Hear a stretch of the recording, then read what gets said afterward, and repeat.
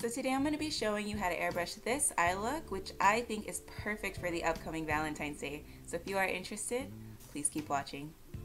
I'm going to start this look out by laying color in my transition. Now the color I'm laying down here is just medium brown, and I'm applying it to the outer V of my eye and then blending it up into and through my transition. So you want to go toward the inner corner of your transition or your crease depending on your eye shape. Now if you're new to my air shadow videos, my compressor dial is at 10 o'clock, and I'm just slightly pulling back on the lever to release small amounts of pigment. Now as you can see, I like to go ahead and create that initial outline before I begin shading, and that's a really nice tip, when you're doing your air shadows, especially if you're doing them without the aid of stencils.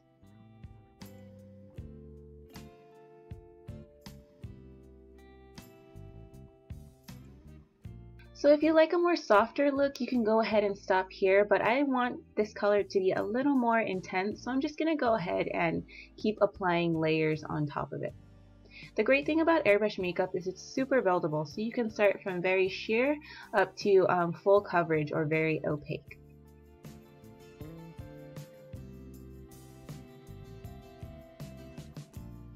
Now the next shade I'm going to apply is just dark brown, and I want to apply that to the outer corner of my eyelid and blend it up in toward the upper part of the outer V, just so that I can get some depth in the natural fold of my eyelid.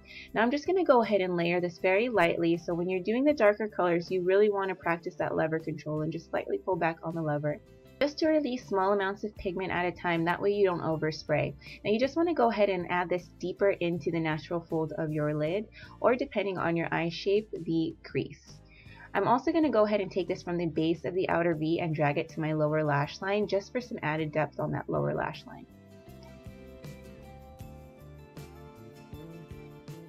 So the next shade I'm going to apply is called Lady Luck, and that's from Dinair's Colair collection. Now if you don't have Lady Luck, I think a mixture of light bronze and maybe a couple drops of gold, or even just one drop of gold, will make a beautiful shade similar to this one. Of course it's not going to be as pigmented because the Colair line, the pigments are a lot more fine than the regular Glamour and Shimmer line. So just keep that in mind, but I'm sure if you layer it enough, you'll be able to achieve wonderful results. I'm also going to apply this to my lower lash line, just on the inner corner, and blend it into the dark brown on the outer corner of my lower lash line. So as you saw, I just applied Lady Luck to the inner corner of my lid and blended it into that dark brown. Also feathered it up to my transition as well. You want to make sure everything's nice and blended, so don't forget to feather it up and blend it into the color in your transition as well. I did also apply this color as a tear duct highlight, and I am going to go ahead and lightly apply it as a brow highlight. Now, of course, the next step is airliner. Here I'm just using dark brown because I want this to be a little bit more of a softer look, and I'm just using my cat eye and stencil for this. If you're unfamiliar with how I do airliner, I will have the links to my airliner videos below for you. Now once you're done with your airliner, you just want to apply mascara, and this is the finished look. Thank you so much for watching, and please don't forget to like, comment, and subscribe.